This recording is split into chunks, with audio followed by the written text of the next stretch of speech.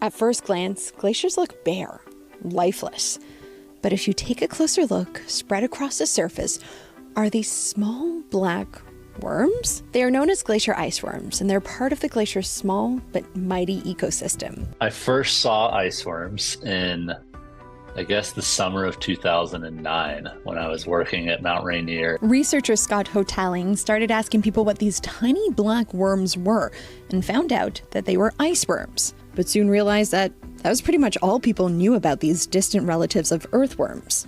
And so he wanted to dive deeper into studying these invertebrates, and he learned some very interesting facts. First off, they're one of the few creatures in the world that can survive in these harsh and freezing conditions. But don't let their names and where they live fool you. Ice worms actually don't really love the cold. They actually can't handle freezing at all. They live in ice, which is 0 degrees centigrade. They can't handle negative 0.5 degrees centigrade.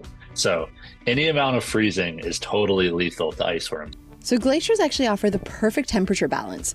The worms thrive at water's freezing point. They usually come out on summer afternoons to feed on algae, and while they are able to ramp up their metabolism to stay warm, if it does get too cold out, they'll crawl back into the ice. It is the fastest you will ever see an ice worm move, is when it's trying to get back into the snow and ice to get away from that freezing temperature. And another important discovery has been how central they are to the glacier food web.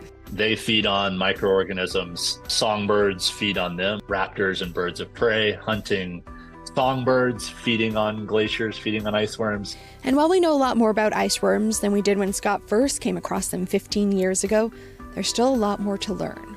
But he says time might be running out. As climate change impacts the planet, to understand more about what's here, so we at least understand what is lost as changes proceed.